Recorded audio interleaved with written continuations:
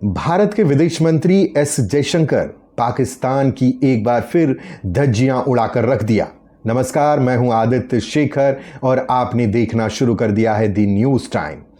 दरअसल S Jaishankar UNGA को संबोधित कर रहे थे, जिसमें उन्होंने पाकिस्तान का नाम लिए बगैर कहा कि जो हमारा पड़ोसी मुल्क है वो आतंकवादियों को पनाह देता है और उसे दूसरे देश में भेजता है आतंक फैलाने के लिए, और लगातार ये वो काम कर रहा है जो विश्व के लिए बड़ा खतरा है। उन्होंने पाकिस्तान को आतंकवादियों का केंद्र तो बताया ही, उसके बाद उन्होंने कहा कि ये दौर जो है युद्ध का नहीं है बल्कि शांति का है और कोई भी विवाद बातचीत से हल किया जा सकता है।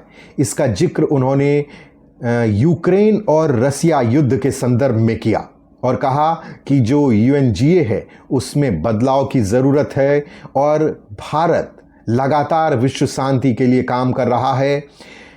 लेकिन एस जयशंकर ने पाकिस्तान पर जो प्रहार किया है वो सुनने लायक था। उन्होंने कहा कि जो पड़ोसी मुल्क है वो लगातार पड़ोसी देश में आतंकवादियों को भेजकर अस्थिरता पैदा करने की कोशिश करता रहता है।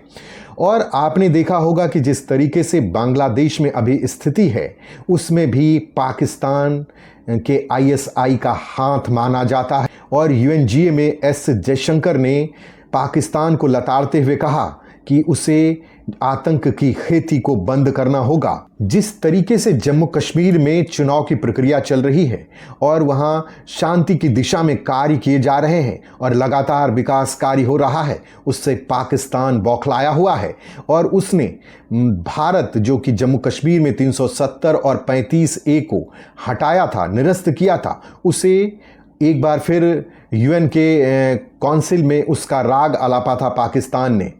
जिसके बाद यूएनजीए में एस जयशंकर का ये बयान आया है और उन्होंने कहा कि पाकिस्तान से सिर्फ जो पाक ऑक्यूपाइड कश्मीर है, जो कि भारत का हिस्सा है, जो उसने अवैध तरीके से कब्जा के रखा है, उस पर सिर्फ बात होगी और वही एक मुद्दा है भारत के लिए।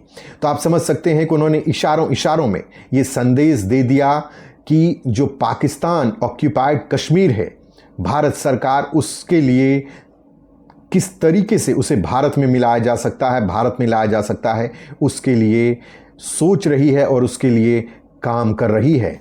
आपका इस संदर्भ में क्या कहना है, हमें कमेंट बॉक्स में लिखकर ज़रूर अवगत कराइएगा। हमारे साथ बने रहने के लिए आपका धन्यवाद।